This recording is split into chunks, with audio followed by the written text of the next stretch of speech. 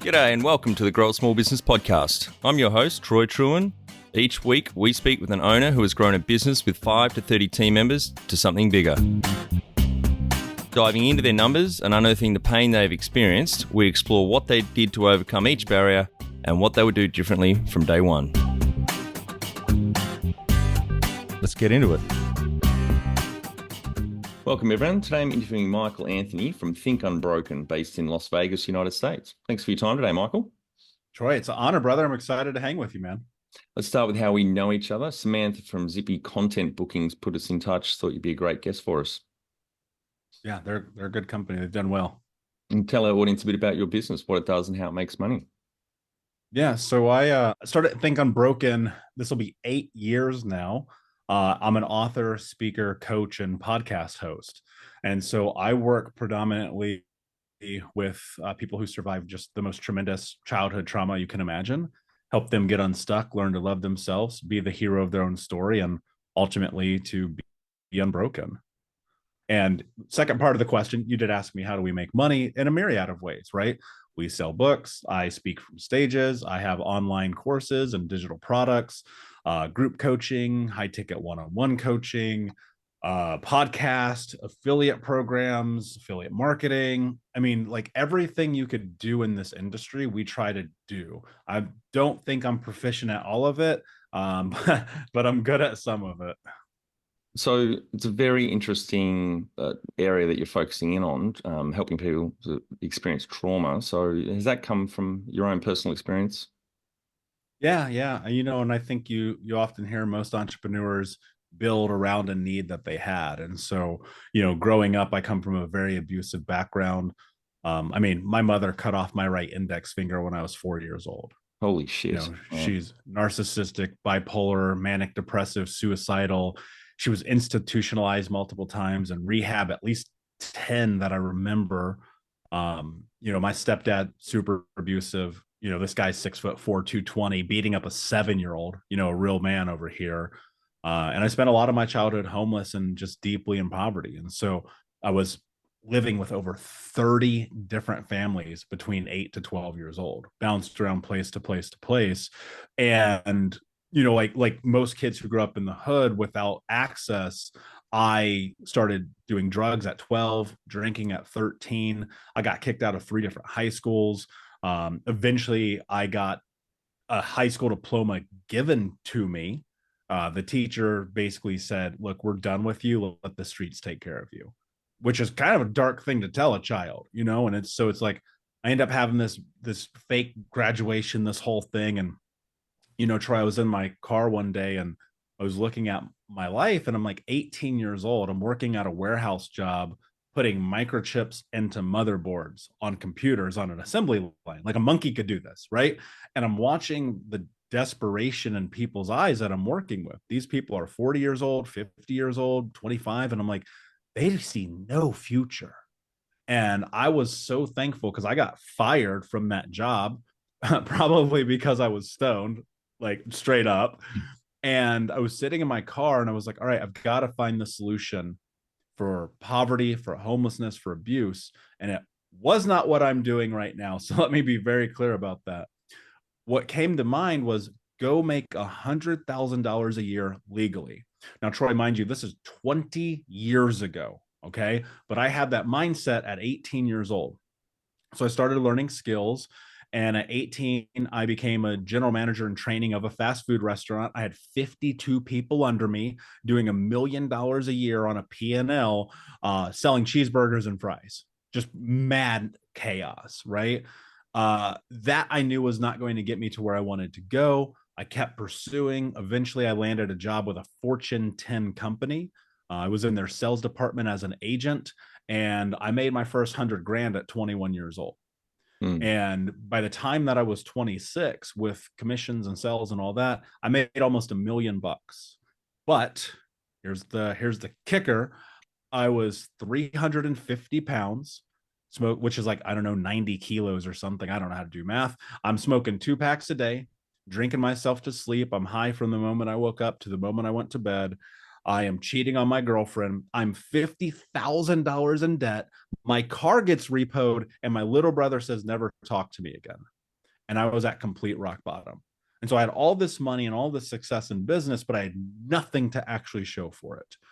And one day I'm laying in bed. It's 10 o'clock on a Saturday morning. I'm smoking a joint, eating chocolate cake, and watching the CrossFit games, man. It's like, what is happening in my life?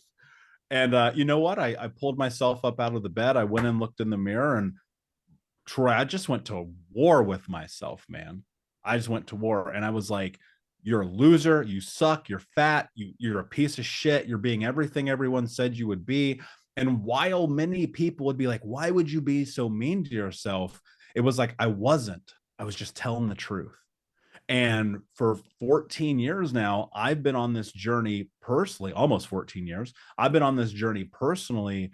And for the last 8, I've coached thousands and thousands of people. We've done millions of downloads to our podcast. We've done events with over 2,000 people in them. I've sold thousands of books and spoken on more stages than I can count. I mean, Grant Cardone, if you're familiar with him, invested in my company. I've shared stages with Tom Bilyeu, and I mean, Jesus Christ, dude, the list goes on and on and on.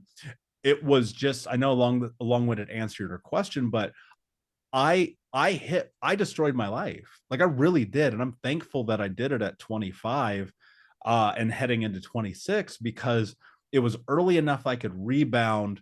And even though it cost a lot, it was one of the greatest things I've ever done. I never I never anticipated what I would do today.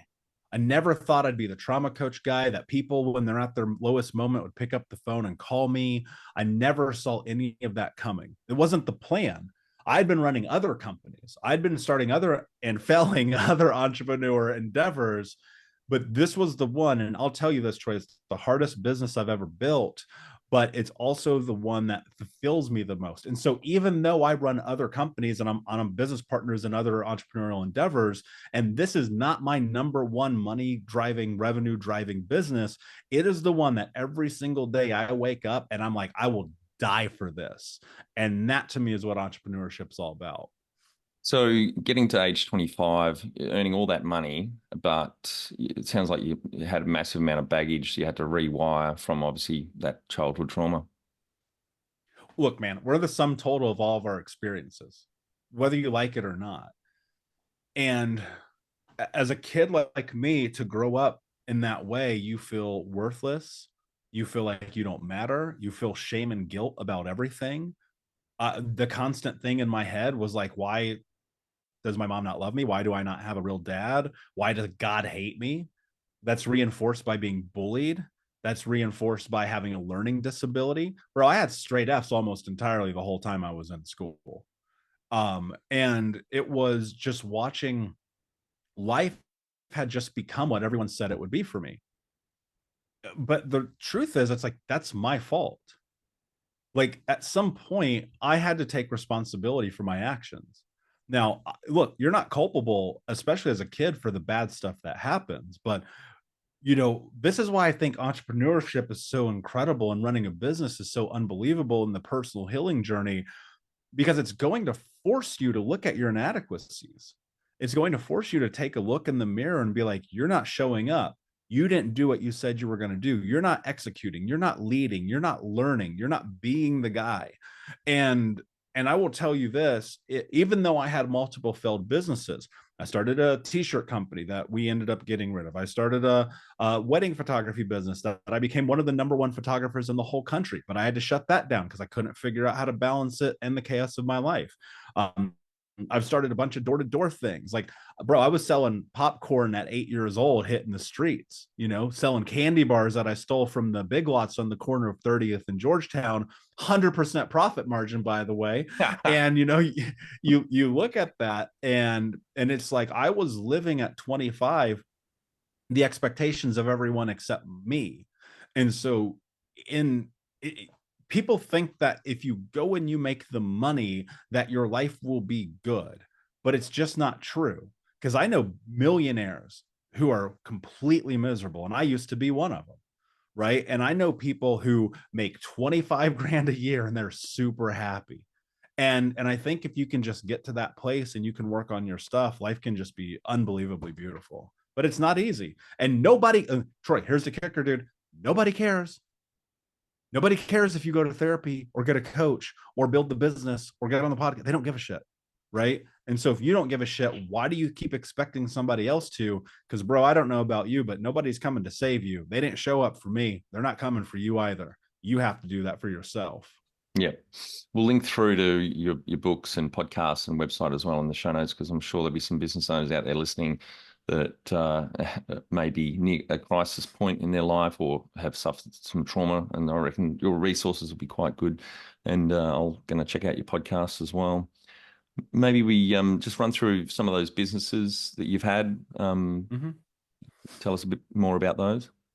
Yeah. So, I mean, dude, at this point, I've kind of lost count. You know, when I came up in becoming an entrepreneur at the beginning of the Shark Tank era. Right. And so I'm like watching Shark Tank. I'm like, I have an idea. I'm going to try that. I have an idea. I'm going to try that. I just try that. Right. So when I was young, I mean, I'll rewind it. Like literally, I was stealing candy and selling it at 8 years old to survive. I would put on my Boy Scout uniform because I was like, this makes sense in my brain, and I would go hit the streets. I would do I won't get into the legalities of some of the things I've done, Troy, but I did what it took to survive.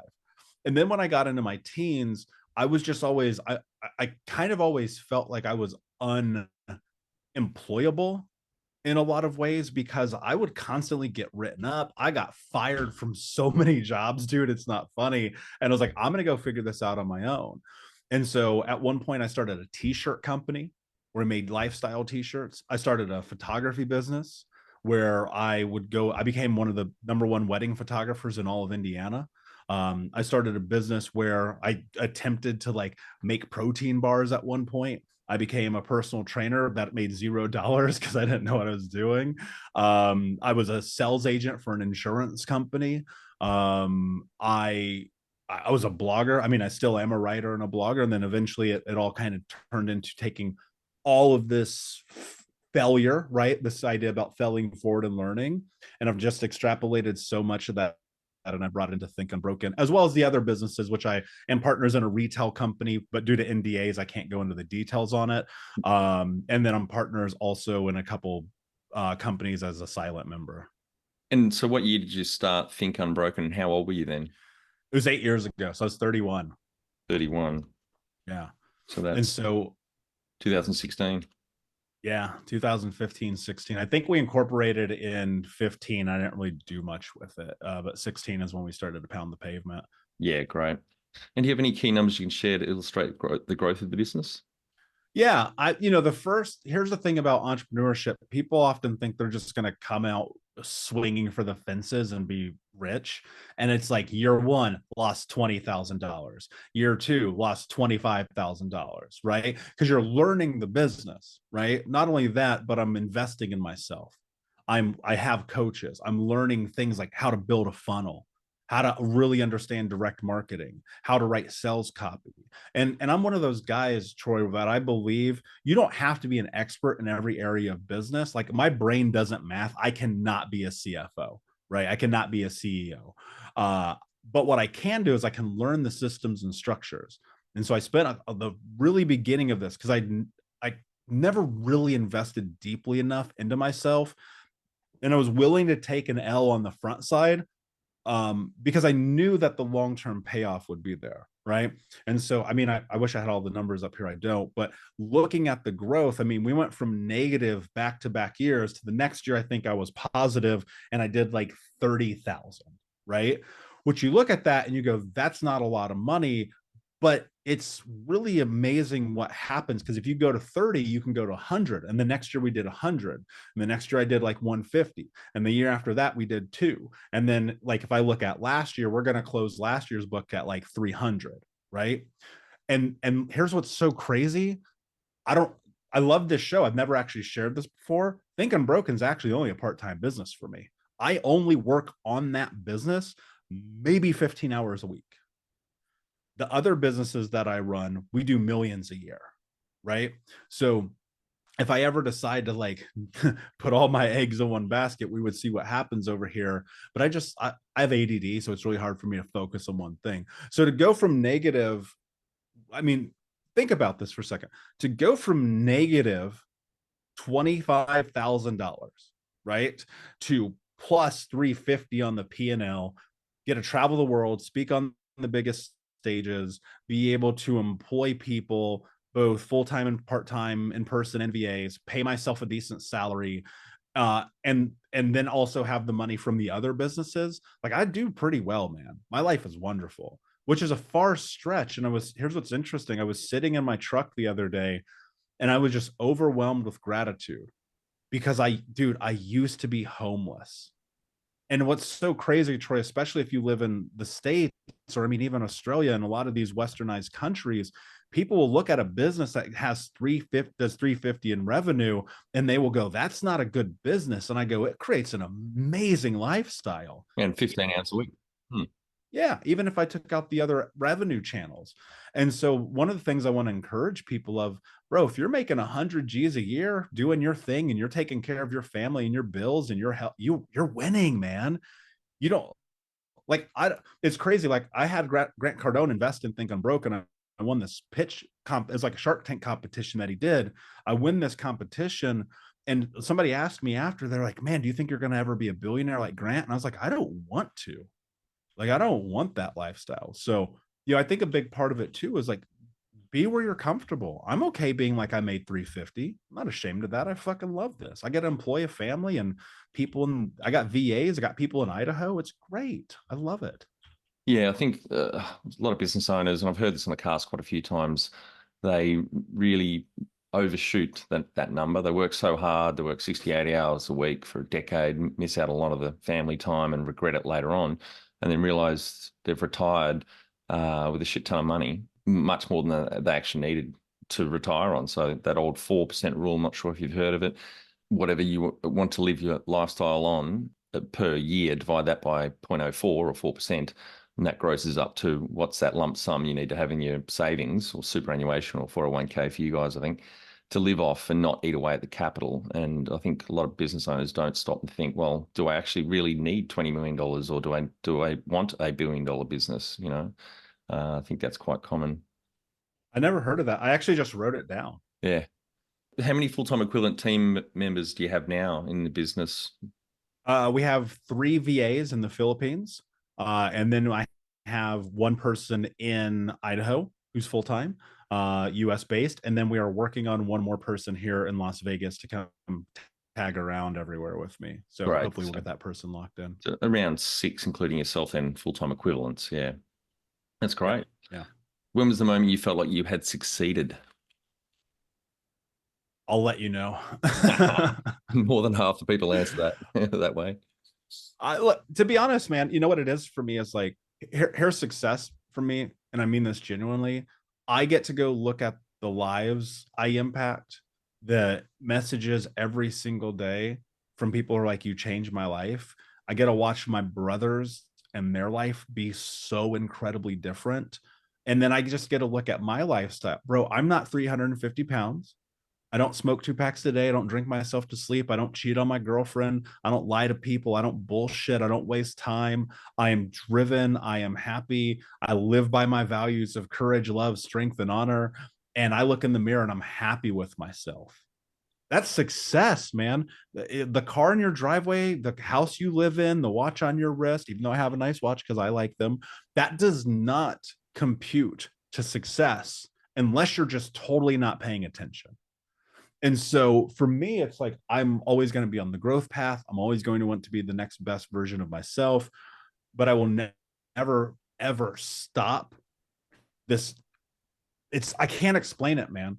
It's like crack. Like, it really is. I'll give you an example. The first event I ever hosted, 2 people came to, right? And now I've spoken on stages in front of 10,000. You know what I mean? And it's like, you hear this all the time. As long as you don't quit, you don't lose. But man, look, you're in the United States. I'm sure this is true where you are as well. Your zip code is a higher indicator to success than anything else. where you're born has a huge predetermining factor of whether or not you're going to have any micron of success. Dude, my 3 childhood best friends got murdered. My uncle is in prison for life.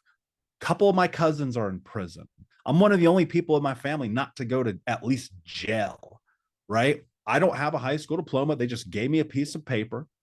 I have a learning disability. I have no parents. I was homeless as a kid. I was a drug addict at 12, and I blew $1 million by the time I was 26. And yet I figured it out. That's success, man. You can fucking kick me down. I am getting up. You can't stop me. I'm telling you, unless you kill me, I'm like, and I might even come back, man. I might be Michael Myers. You kill me out, and there's gonna be Halloween part 17. You know what I mean? And I think that's the thing that people really need to lock into.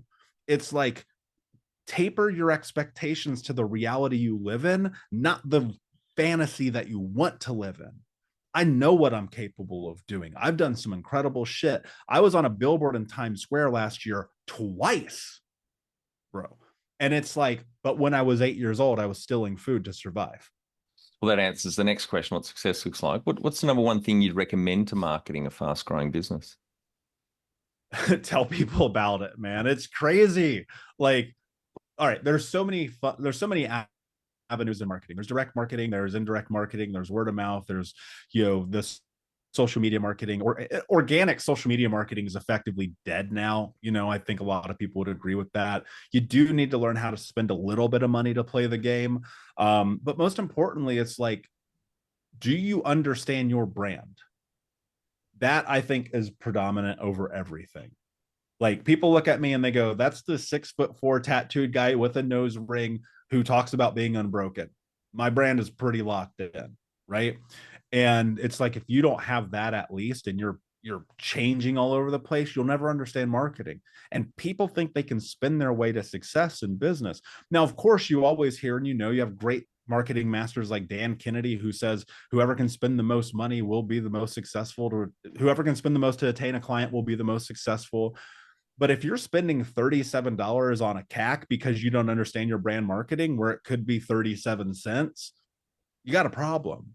And so I think before you go into marketing, like, really take a look. Who is your customer persona? What do they look like? Who are they? What are your brand? Do you know your brand colors?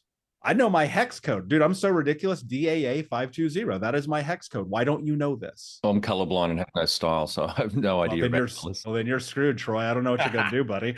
But Yeah. it's really that, man. It's kind of like looking at it and going, like, do I understand my brand? Do I understand who I am, who I help, what I offer, how I help them, and the value of it?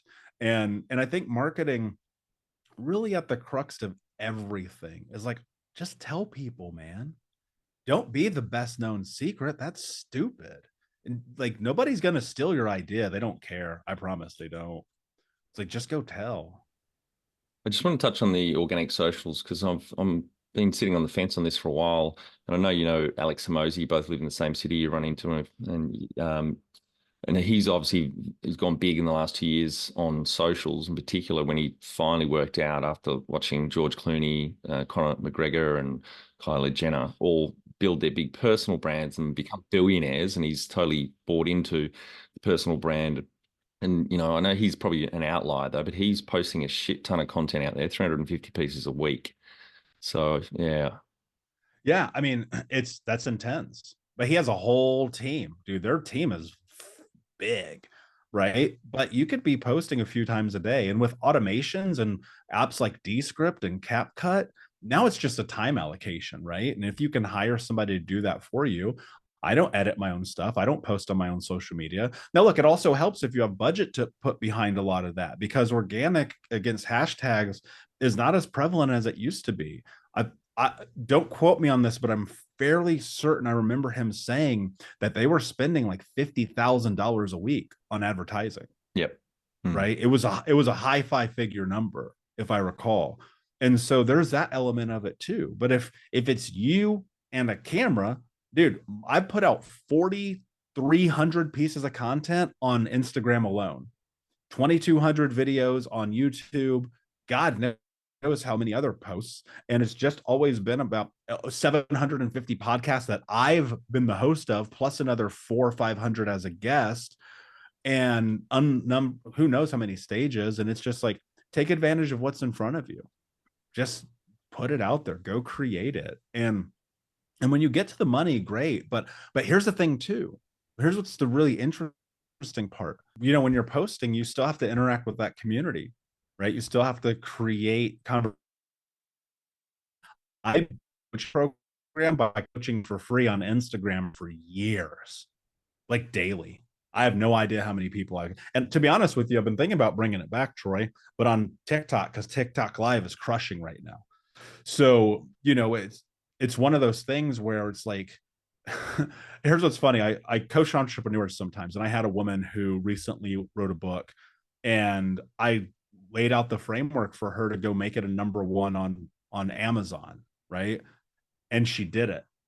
And it was an amazing moment for me as a coach. I was super proud of her, but her limiting beliefs, dude, she was so trapped. We had to go deep into helping her understand that she was worthy of that success.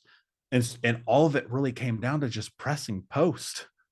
It's crazy, man. It's like, you want to be great at marketing, press post, because you're not. And it's going to take you a long time to get good. And how did you fund your business? You've told us about your entrepreneurial ways as an 8-year-old, 100% profit. I love that comment. Grant Cardone's invested in the business. Any other ways you've funded the business? Just grinded it out? Yeah, a lot of it's grinding it out. I mean, I've won some grants over the years, and I've been awarded, you know, one of the best speakers in the world, and I've been nominated and won awards for the podcast. And there's, you know, maybe get a cash prize here or there, but you know, I took cash and I invested in myself up front. That was the first investment, man. You know, it really truly was. I took every penny that I had to my name and I just did the work. And it wasn't just the personal development, it was conferences. I mean, I've got probably $500,000 worth of conferences and badges in my office right now.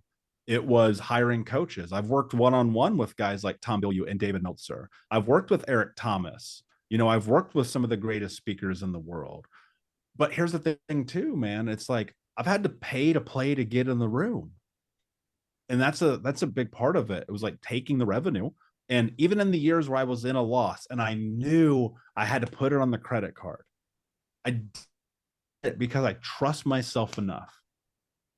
I trust myself enough. The business has no debt on it. We have a huge line of credit. Like like it's crazy. Like when I go and I look at the line of credit that I have with this company, where it's like I could spend what I make in revenue in a year because I've managed the money effectively. And we're going to continue to grow, right? And as I continue to grow, it will be about leveraging and continuing to understand brand better, to tell my story better, to help people more effectively and efficiently. And I will continue to do the same thing. I will continue to invest the capital back into the business, and I will pay myself. Guys, please, for the love of God, pay yourself. That's the whole point of entrepreneurship. Yeah. A lesson that took me a long time to learn. So, you know, wherever the money comes from, the money goes right back into the business. I think I know the answer to this next question. If you were to start up today with plenty of funding, would you go into your industry? 100%. Yeah, I would. You give right now. I mean, we have 7x ROIs on some of our offers. Then the only reason we don't do more is just because I don't want to do more. And so I think a big part of it is looking at that. And I think that with the knowledge I have now, oh, absolutely. Because here's the thing, man, you're paying dummy tax as you're becoming an entrepreneur.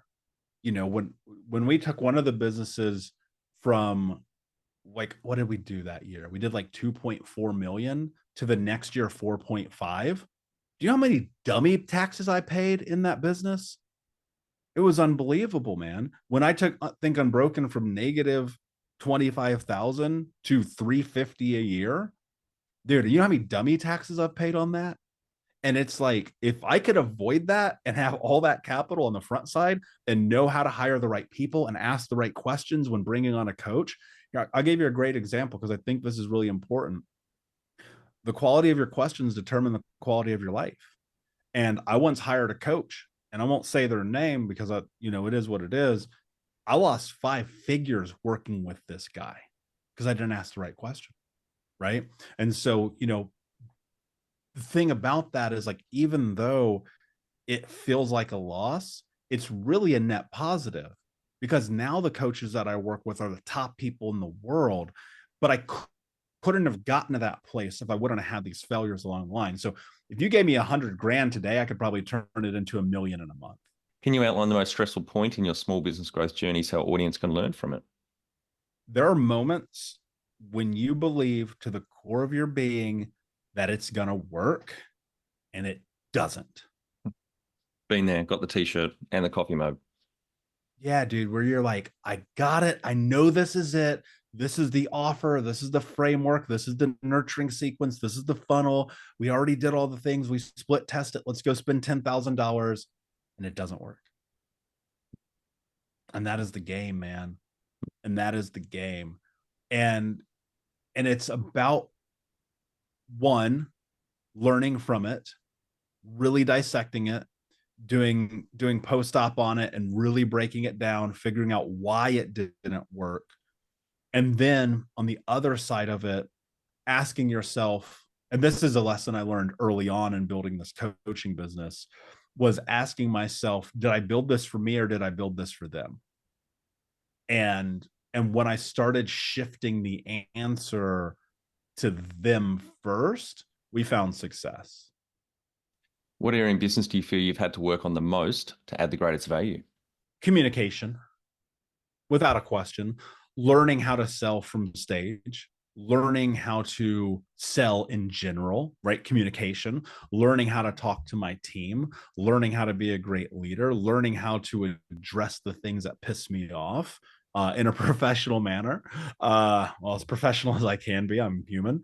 Learning how to 99.999% of coaching is helping people come to their own conclusion, and learning how to do that instead of leading them down a path. It's like, okay, like, Troy, you know what to do, man. You know you're not supposed to be eating a Snickers bar for breakfast, right? Like, all right, let's work on this. So I think that, like, that's all of it. In a nutshell, it's communication. It's the most effective thing that has created success for me. There's no way I could have spoke in front of all the people I did and winning, pitch off with Grant Cardone, or speaking on stages with Eric Thomas and Tom Bilyeu, or having the laundry list of people who have been on my podcast, without communication. And so it's bar none. I couldn't have written best-selling book without communication. I couldn't be working on some of the secret projects we're working on right now without knowing how to effectively and at times eloquently lay out the framework of it. And for a kid from the hood who did not graduate high school, like, I had to learn that fuck isn't the word that you use every other word. Like, I had to train this into my brain. Yep. You know what I mean? I had to be studious and read the books and go to the events and work on myself and learn how to speak. And if you're in this place as a business owner and you're constantly in frustration and you're like, why aren't people doing what I'm asking? It's because of you. It's not them. It is your fault. And you have to just learn how to communicate better. And that, now that I can do that effectively, man, it just helps so much. But in the beginning, I was like, why isn't this working? I was like, oh, because you don't know how to do this. What have you enjoyed least about managing fast growth? Time, you know, and it's like, you look at that and you're like, this is why I tapered this business back, because the other businesses started to skyrocket and we started putting on multiple 7 figures a year. And then I was like, oh my God, I just worked 100-hour week and I lost a relationship and my plants keep dying and I'm on the road all the time. And it's like, and even though we allocate and I put people into the positions, there are still things, Troy, and you know this, there are things that only Michael can do and that only Troy can do. Yeah. And those things that only you can do grow. And when I built out my one-on-one coaching roster at one point to 20 people, I was coaching 20 people a week. It was insane. I mean, the money was tremendous, right? But then I learned, well, I can coach the same number of people with less time for more money. Right. And so it's the growing pains of growth are that they're going to show you what's in front of you that you're missing. What do you love most about growing a small business? I like the challenge, man. Nobody who's an entrepreneur does it for any other reason than that they're crazy. They like the challenge. Yep. Normal people don't become entrepreneurs. They go work at, Goldman's, whatever, right? We do this because we're a little bit off the rocker, because we sit in front of a challenge and we soak it up. And it's one of those things where every time I hit a goal, and here's what's crazy too, man. You hear people say this all the time. Every time I hit a goal, I kind of just go, that was cool. What's next? Right. And it's like, you look at that, and a normal person doesn't do that. Right. Most people are still like, man, I threw the winning touchdown pass in high school. And I'm like, who gives a shit? And so I think it's one of those things where I love the rush. But also, here's the thing too. I hate being told what to do, man. If you wanted me to work for you and you were like, go and do it, you're gonna fire me, dude. I've been fired so many times. I just can't. And so it's like, it's either got to work or it's got to work. I stole that from my guy Neo. That is not mine, but it's either got to work or it's got to work. What has been the biggest mindset shift for you in your small business growth journey? Believing I'm worth my value. Dude, I make more money than corporate lawyers with no high school diploma. You know what I mean? Believing you're worth your value. Some of you guys are out here undercharging, and it's disgusting. A lot out there are. Yep. A lot, because you don't understand the fact that you could make $500 an hour, $1,000 an hour, $2,500 an hour. That you could build a multi-6-figure business or multi-7-figure business. You don't believe it because you've been lied to. I'll share a quick story. I was in 3rd or 4th grade. I'm in middle school or elementary school, excuse me. And when you're in the school and they have on the hallways, they have those cork boards that has like the announcements, or they'll put the kid of the week up there. I was never the kid of the week, by the way. They would put that stuff up there. One time, I'll never forget this till the day I die. It said, you can be anything you want in life, but you probably won't be a basketball player. And I remember, Troy, thinking to myself, like, that is so nonsensical. We even at that age, I was like, how dare they tell me what I can't do? Now, look, I'm stubborn, so maybe that works to my benefit. But I've never made $100,000 a year only speaking. Within the next 4 years, I'm going to make $100,000 per gig, because I believe that's possible. I've seen people do it. I know people who do it. My mentor does it, right? And that's why I hired him. And he ain't cheap, bro. I'm trying to make this money. I got to pay his ass, right? And so that's the thing. It's really, truly the thing. It's like my mindset shift around what I deserve is I want it all, Troy. I want it all. The number one habit you think a small business owner needs to develop and maintain? Is sales a habit? Yeah, can be. I'm wondering if that's the thing, right? That's the first thing that came to my mind, to be honest. If you don't know how to sell, you don't have a business. And I'm great at sales. And it's the same reason I made $1 million by the time I was 26, because I'm good at selling stuff. But is it a habit? Maybe it's a habit. Go sell more shit every single day. That'll be a habit. I think that's good advice. Yeah. Do you find it difficult to define and execute a clear strategy for your small business? Does your team support your strategy? You know you are ready to create the right environment to boost your team's performance. Our 80-day business transformation program is designed for small business owners like you, with 5 to 30 team members who are ready for growth. Every day you'll receive a short email with a handful of growth actions. You'll invest 30 minutes each week in your one-on-one coaching session, tackling your specific growth challenges with one of our experienced growth guides, business owners themselves. Boost your confidence, your team's performance, and grow your small business with ease with our business transformation program at growsmallbusiness.com. Can you talk to how you've added people to the team? Some wins, mistakes, and advice for those listening. Yeah. Well, again, that quality of your questions thing, right? Most people, I'll give you a great example. The woman who edits our podcast, she's been with me almost 4 years. When I interviewed her, I am a very, very adamant person when it comes to honesty. It's so important to me. And so I ask people questions in interviews. And Troy, I'll be honest with you. I've interviewed and hired probably in my career between fast food to corporate before I went on my own, at least 300 people, probably more, but I'm just ballparking because I'm not confident in that number. And I asked her at the end of our interview, because think about the interview, everybody always says the right, they're like, okay, whatever, dude, tell me the truth.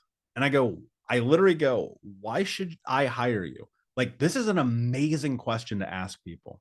Just ask them bald face, straight to the point. Why should I hire you? Her response to me was so incredible. And she goes, because I need money. I was like, you're hired on the spot. Troy, I didn't even think about it. On this, I said, you're hired because I know she'll never lie to me. If you go, because I'm the best employee, no, you're not. I'm the best employee. It's my company. You're not going to be better than me at my company. Right. But there's also huge failures where I hired because there was a connection and energy. And there was a guy that came onto the team and I was like, oh man, you're going to be perfect. You're going to crush it. I know you are. And I wanted it more than he did. Right. Lesson learned in that. And then it was just kind of like you go through the spin cycle of it all where you're going to have good hires, you're going to have bad hires. I have some people in the other company who have worked under me for almost a decade. And I have some people who don't make it 10 days. And I think it's just really about recognizing whether or not they fit the culture, which is a really important thing about hiring. Like I say, fuck, like if you can't handle when I go, you fuck this up, you can't work for me. You can't, you'll be gone the first day because you're going to fuck some shit up. That's how this We works. all do. Yeah. We all do 100%. And so I think it's about recognizing your culture, being honest, and then asking the right questions, and then also testing them. Everybody that works for me has to do the thing that they say they know how to do before I hire them. And the people who won't take the 1 hour to do it, they're going to be your worst employee anyway. So it doesn't matter. What are some of the things you recommend to building a sustainable and kick-ass culture to help with the growth? You've just got to create values in a mission statement, values in the brand, hold people accountable, celebrate people publicly, and chastise them privately. You hear these things all the time, but dude, it's so important. And as a leader, it is always your fault. Like it really truly is. And when there's successes, it is never yours. And the thing is, because if do you know the number one reason why I'm gonna ask you a question, Troy? I know it's your podcast, but I'm curious. Do you know the number one reason why companies have longevity with employees? Well, I think you're the fourth guest that actually asked me a question. The Oh, number damn one it. I reason wanted to be number one. why they have longevity with employees. Um, Geez, you got me on the spot now. I'm going to have a guess that it's got to do with trust. Admiration. People who are publicly celebrated in their roles on average stay longer than people who are not. Because people want to be rewarded for their effort and their energy. They want to be seen. They want to be thanked. They want to feel like they're a part of the thing that they're doing. And so every day, find the space to show gratitude to your team, and they will stay with you so much longer. Yeah, a lot of HR surveys show that pay is about the fifth reason why someone chooses to work where they do. And above that are things like, being appreciated by their line manager and being developed, etc. Yeah. Tell our audience how you've handled balance. I don't know what that means. Next question. Look, here, I'm an entrepreneur. I do what I want when I want to do it. That's balance. If I want to work, I work. If I want to go to the movies, I go to the movies. If I want to get on a plane and go to Paris, I go to Paris. If I want to stay up till 3 o'clock in the morning writing a book, I write a book. If I want to record a podcast at 5 a.m., I do that. I do what I want when I want to do it. That's balance. But look, here's the thing too. I'll say this. I'm not married. I don't have kids. I don't have a dog. I don't have a plant. My life is very different than a lot of people. When I get married and I have kids and I have a plant and I have a dog, I'll hire a housekeeper and a nanny and a dog sitter and a florist. And you've spoken a bit about professional development and mentors and coaches. So it's great that you've invested and you continue to invest so much. Any other points around that for the audience? Yeah, I think it's don't be scared of the investment, right? It's the price goes up. Like the deeper you get into it. I mean, I work with a guy, I pay him $1,500 for 20 minutes. You know what I mean? And the value that I get out of that is ungodly. Yeah. It just is. But I remember at the beginning, Troy, I was $50,000 in debt. I don't want this to be scraped over. I was struggling. I was borrowing money from the girlfriend who lived with me to pay our rent. Now, mind you, I was 25, not 38. Okay. So it's a little bit of a gap here. And one day I'm on Facebook and I see this ad from Brendan Burchard, who's really my first mentor. And I always like to give him some gratitude and some shout outs. He's the guy who introduced me to Anthony Trucks. He's the guy who introduced me to Eric Thomas. Like I got so much love for Brendan. It's unbelievable. But the very first time that I came across him, it was a Facebook ad. And the course that he was offering, I couldn't even tell you what it was, but it was $50, man. And I was 50 grand in debt. And I was like, well, fuck it. I'm 50 grand in debt. What's another $50? But that moment, it didn't change my life in terms of the course gave me everything I needed. But what it did do is it made me invest in myself for the first time. And so whether it's $50 or 500 or 5,000 or 50,000, right? Play the game where you are. Because sometimes and I've made this mistake, sometimes you can hire a coach before you're there, right? And then sometimes you needed to hire the coach and he would have saved you a lot more time before you had to waste all this time, right? And so now I'm adamant about it, but I'm also cautious. Here's what I'll add one more point. Too many cooks in the kitchen. Focus on one thing, learn from one person at a time. At one point, I was learning from like 2 different people and I was getting confused and it was a little chaotic and it was a lot of money and a lot of time. And now it's just one person, one program a year, nothing more, nothing less. Yep, great advice. Do you have a board of directors or advisors? Not in Think Unbroken, but yes, in the other businesses. Yep. All right, Mike, I wanted our final 5 questions. What do you think is the hardest thing in growing a small business? Foregoing instant gratification and recognizing it's going to take it longer than you think it is. Have you heard of the rule of 4x2? I have not. I heard write another roll down. Yeah, get the pen out. I heard this investment banker or VC in London when I was living there say, because he gets hit up for money a lot from entrepreneurs, his saying was the 4x2 rule, which it'll take 4 times as long and cost twice as much, or take twice as long and cost 4 times as much. The difference is you get to choose which path. Oh, that's good. I'm literally writing this down. See, I take notes on other people's podcasts. I'm always learning, Troy. Favorite business book which has helped you the most? Can I give you 2? Yeah. Okay. The Alchemist, first and foremost, Paulo Coelho. You would be shocked at what you can learn from that book, even though it has nothing to do with business. And then shout out to my boy Hermosi, because $100 million Offers is arguably one of the best business books I've ever read. And I've read a lot of business books. Me too. I totally agree. And $100 million Leads as well, which came out a few months ago. Amazing content. Yes. Unbelievable. It's a master's class thesis in a book. Yeah. Any great podcasts or online learning tools you use for your own professional development? Oh yeah, dude, tons. As a professional podcaster who releases shows constantly in the same way that you do, I'm always being very studious of those in my arena. I love Diary of a CEO. I love Impact Theory. I obviously love my own show because I fucking kill myself to produce it. Yeah, so those. One tool you'd recommend to help grow a small business? Calendar. Free schedule a link, for the love of God. Like, it's free. Calendly, just do it. Pick something. Your website probably has one at this point. It's 2024. If one more person emails me and they're like, let me know your availability, and I say, here's my scheduling link, and they reply, these are my dates that are open, I'm going to jump off a freaking roof, man. Finally, my favorite question. What would you tell yourself on day 1 of starting out? Just keep going, man. Just keep going.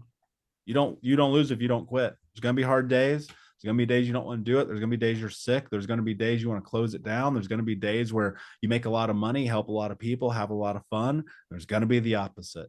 But if you really love it, this is why Think Unbroken to me is a passion business. It really is. It's something I love to do. I don't have to do this. I could just do the podcast. I would never have to coach. I could just write books. I'd never have to do the podcast. I could just coach. I'd never have to do, you know what I mean? But I love it. I love it. And it's almost most days not even worth the effort. But to say, literally, dude, to save people's lives, it's the greatest honor. It really truly is. And if I never made $1 more than what I make now, I don't care. I have thousands of screenshots of people's messages to me about the impact that I've made. And if you can lock into the why, like, and you hear this all the time, and it's like, we get it, dude. No, but seriously, lock into that why and the reason you show up every day. And it doesn't matter how much money you make, as long as you keep going, you can reach any goal that you have. And that's what I would tell myself. Just don't ever quit. Well, thank you very much for your time today, Michael. I've really enjoyed our chat. I'm sure the audience get a shit ton of value out of it. And congratulations on your growth and journey. I love the focus on helping people who've got or gone through trauma. So thank you very much. An honor, brother. Thank you. We're getting some great iTunes reviews. For those listening, please pop over to your podcast app and leave us a review.